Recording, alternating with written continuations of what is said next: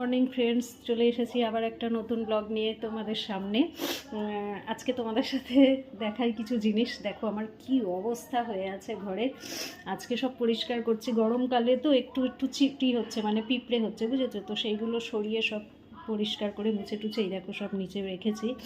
আর এখানে দেখো আমি আজকে বানাবো কাতলা মাছের রেজালা। তাই জন্য এখানে দেখো আদা, কাঁচা লঙ্কা আর কয়েক কোয়া মানে 4-5 কোয়া রসুন আমি একটু পেস্ট করে নিয়েছি মিক্সিতে। এখানে আমার ভাত ফুটছে। এখানে দেখো আমি মানে মাঝারি সাইজের দুটো পেঁয়াজ আমি সিদ্ধ করতে দিয়েছি। পেঁয়াজটা সিদ্ধ হয়ে গেলে এটাও মিক্সিতে পেস্ট করে নেব। মাছটা দেখো আমি এখানে অলরেডি ভেজে রেখে দিয়েছি। 4 পিস মাছ আছে, কাতলা মাছ। তো এইভাবে আজকে শুরু করেছি। এদিকে দেখো আমার কীরকম একটা আমার যে ড্রয়ারটা, এই ড্রয়ারটা দেখো। এটা মানে কি জানি ওই পাশের যে ওই যে হিঞ্জগুলো থাকে না, ওই স্ক্রু মনে হয় একটা লুজ হয়ে গেছে, হয়ে এটা এরকম অর্ধেকটা হয়ে বেরিয়ে রয়েছে। এটাকেও মিস্ত্রিকে ডেকেছি। ওই আরবান ক্লাব আছে, আরবান ক্লাবে বুক করেছি, ওরা আসবে 12:30টায় টাইম আছে, দেখি। তো ততক্ষণ ভাবছি কাজগুলো একটা একটা করে সেরে নিই। চারপাশে একদম যাচ্ছে তাই ছন্ন বিচ্ছন্ন, মানে তছনছ হয়ে আছে। তো এগুলো গুটিয়ে নিই কাজগুলো। আর রেসিপিটা তোমাদের সামনে নিয়ে আসবো। আশা করি তোমাদের সবার খুব ভালো লাগবে। সাথে থেকো, পাশে থেকো। দেখো বন্ধুরা, বানানোর জন্য কাতলা মাছের রেজালা বানাবো, তোমাদের যেমনটা আগে বললাম একটু আগেই। তো আমি আর একটু তেল নিয়ে নিয়েছি, আমি সর্ষের তেল দিয়েই করছি। আচ্ছা, একটা কথা তোমাদের বলে রাখি, তোমরা নিশ্চয়ই ভাবছো রেজালা বানাচ্ছে অথচ নুন হলুদ মাখানো কেন। অ্যাকচুয়ালি যখন মাছটা আমি কিনে নিয়ে এসেছিলাম তখন মাথায় ছিল না যে রেজালা বানাবো বলে। তো কিছুটা মাছের থেকে রান্না করে খাওয়াও হয়েছে, মানে মাছের ঝোল টোল বানিয়ে খেয়েছি। তো আর এই 4 পিস মাছ রয়েছে, তো ভাবলাম এটাকে রেজালা বানিয়ে দিই, তাহলে মানে ছেলেটা মাছ এমনি খেতে চায় না, তো যদি এরকমভাবে বানিয়ে দিলে খেয়ে নেয়, তো সেই জন্য। তো এটাতে খুব একটা বেশি ফারাক পড়বে না, রান্নাটা হয়ে যাক তারপরে আমি তোমাদের দেখাচ্ছি। তো দেখো আমি কি করেছি, আমি কড়াইতে তেল গরম করতে বসিয়ে দিয়েছি, গ্যাসের আঁচটা সিমে আছে। এবার এটাকে একটু মিডিয়াম ব্যাস করে দিলাম। এখানে ফোড়নের জন্য দেখো আমি নিয়ে নিয়েছি একটা তেজপাতা, দুটো গোটা শুকনো লঙ্কা, কিছুগুলো গোটা গোলমরিচ, মানে 1 টিস্পুন মতন। এখানে আছে মৌরি, এটাও 1 টিস্পুন মতন নেবো। এখানে আছে ফেটানো জল ঝরানো ফেটানো টক দই। আচ্ছা, এটা হচ্ছে তোমার কাঁচা লঙ্কা, আদা আর 4-5 কোয়া রসুন একসাথে আমি একটা পেস্ট বানিয়ে নিয়েছি, তোমাদের আগেই দেখিয়েছিলাম। এটা পেঁয়াজটা সেদ্ধ করতে বসিয়েছিলাম, তোমাদের দেখিয়েছিলাম, সেই পেঁয়াজটা সেদ্ধ করে বেটে নিয়েছি।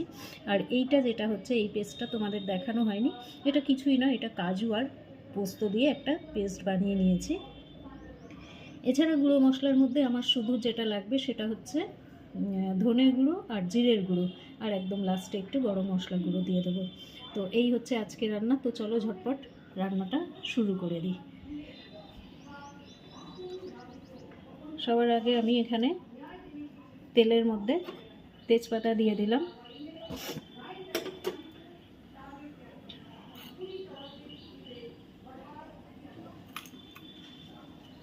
দিয়ে দিলাম দুটো শুকনো লঙ্কা,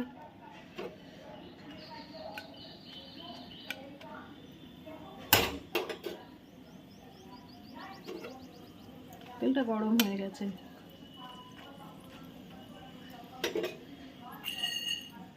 দিয়ে দিচ্ছি গোটা গোলমরিচ,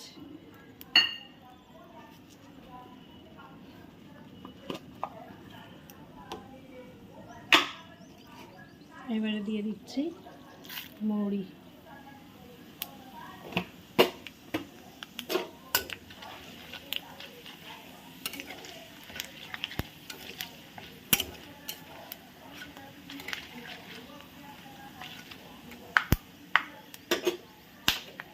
গ্যাসের আঁচটা দেখো আমি আবার সিম করে দিয়েছি।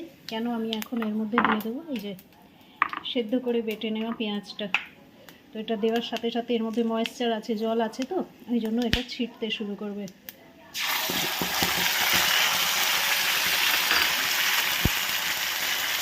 এই জন্য গ্যাসের আঁচটাকে একদম আমি স্লোতে করে রেখে দিয়েছি। এতে করে পেঁয়াজটা খুব ভালোভাবে ভাজাও হয়ে যাবে আর জলটাও ছিটে আসবে না।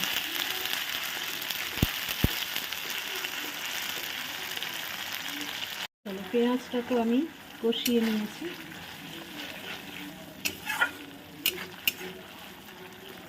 সাইড দিয়ে দেখো হালকা হালকা তেল ছাড়তে শুরু করেছে। এবার আমি এর মধ্যে এই পেস্টটা, দ্বিতীয় পেস্টটা দিয়ে দেবো, যেটা আমি টোটাল 3টে পেস্ট করেছিলাম। তো এই দ্বিতীয় পেস্টটা এবার আমি এর মধ্যে দিয়ে দেবো। এখানে রয়েছে আদা, কাঁচা লঙ্কা আর রসুনের পেস্ট। এবার এটা দিয়েও খানিকক্ষণ খুব ভালোভাবে নাড়াচাড়া করে নেবো যতক্ষণ না তেল ছেড়ে আসছে।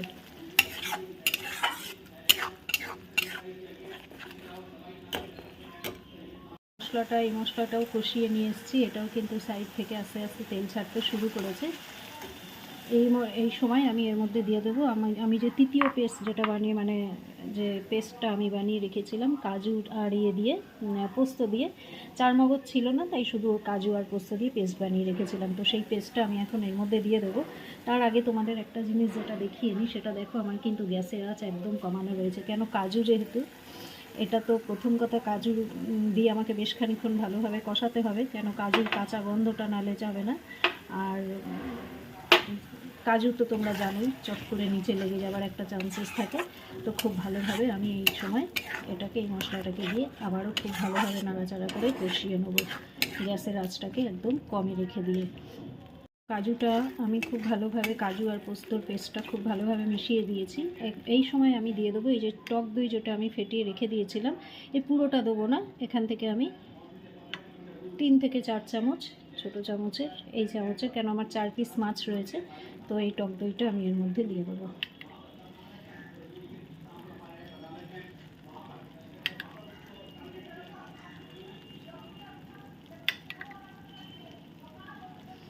অবশ্যই দইটা পুরোটাই দিয়ে দিই, জানো দেখো আর বেশিটা বেছে নেই, তো এইটুকখানি আছে। এই যে আর 1 চামচ আছে, এটা দিয়েই দিই, ব্যালেন্স হয়ে যাবে। দইটা দিয়ে খুব ভালোভাবে কষাতে হবে মশলাটা। চলো খুব ভালো করে কষিয়ে নিই, একটু সময় নিয়ে, মানে 2-3 মিনিট একটু খুব ভালোভাবে মশলাটা কষিয়ে নেব। নিয়ে এটাকে আমি একটা ঢাকা চাপা দিয়ে দেবো। তো এটা আমি চাপা দিয়ে দিয়েছি, আর এটাই মানে মিনিট 2-1 পরে এসে 1-1.5 মিনিট পরে এসে ঢাকাটা খুলে তারপরে তোমাদেরকে দেখাচ্ছি। তো দেখি মশলাটা কী অবস্থা।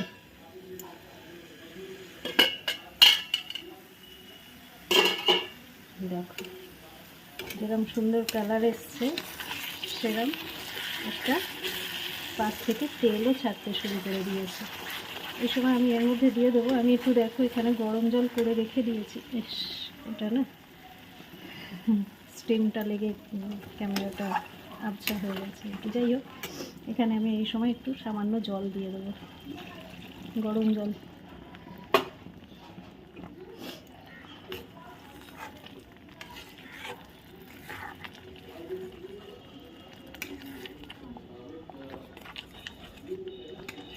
দারুণ দারুণ সুন্দর একটা গন্ধ বেরিয়েছে। দেখো আমি যে নুন হলুদ দিয়েছিলাম তার জন্য খুব একটা বেশি যে ফারাক পড়েছে তা কিন্তু নয়।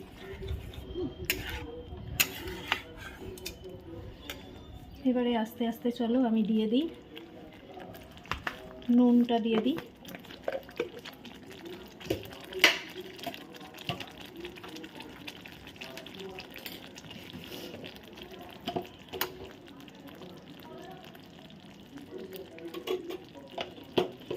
দিয়ে দিচ্ছি স্বাদ মতো নুন।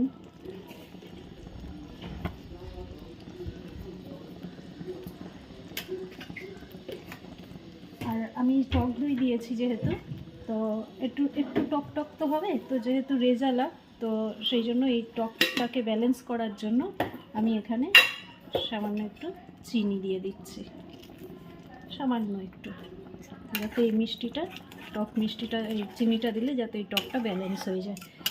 দিয়ে এবারে ভালো করে মিশিয়ে নেব।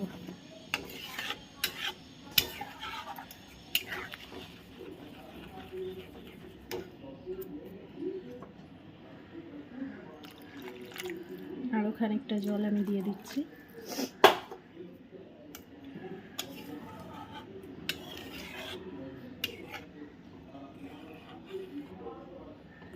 তোমরা নিশ্চয়ই বুঝতে পারছো গ্রেভিটা দেখে, এই হচ্ছে থিকনেস।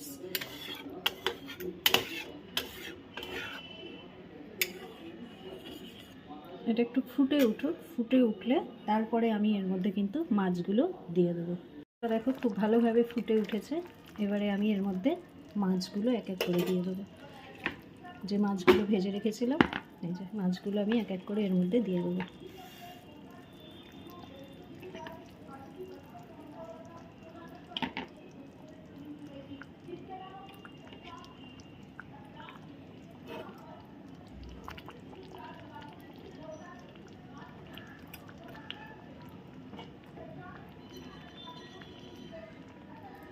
মাছগুলো দিয়ে দিয়েছি, গ্যাসের আঁচটা একদম কম করে দিয়েছি।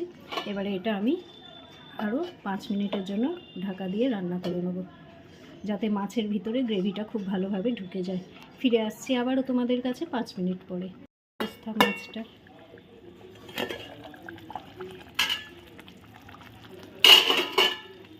দেখো তেল ছাড়তে শুরু করে দিয়েছে।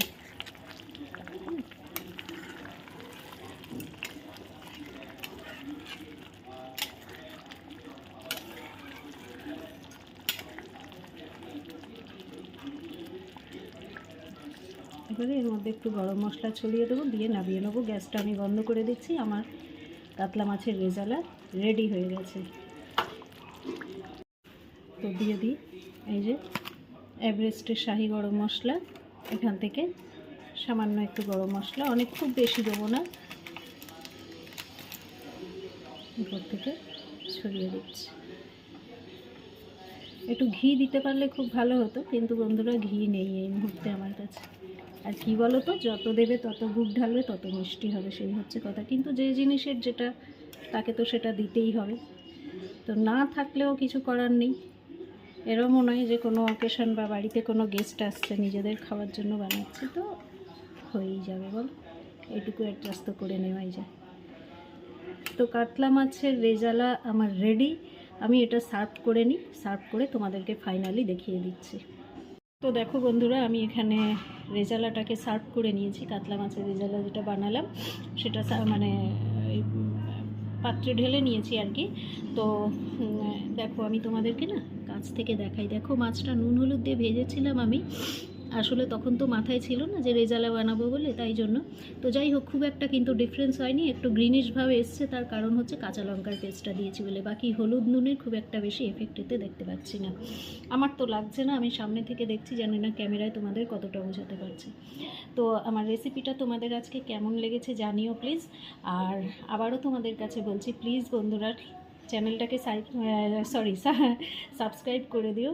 আর যদি তোমাদের আমার ভিডিওগুলো তোমাদের ভালো লেগে থাকে, তাহলে প্রচুর পরিমাণে শেয়ার করো, লাইক করো একটা করে, আর কমেন্ট করতে ভুলো না কিন্তু। তোমাদের কমেন্টের অপেক্ষায় আমি বসে থাকি। এটা গেল। আর কেমন লাগছে ভিডিওগুলো দেখতে, কী টাইপের ভিডিও দেখতে চাইছো, এগুলো সব কমেন্ট করে আমাকে জানিও। ওকে, তাহলে আজকের মতন আমি বিদায় নিচ্ছি। আবার তোমাদের সাথে দেখা হবে পরবর্তী নতুন কোনো ব্লগে, নতুন কোনো ভিডিওতে। ততক্ষণের জন্য তোমরা সবাই খুব ভালো থেকো। আজকে তাহলে আসি।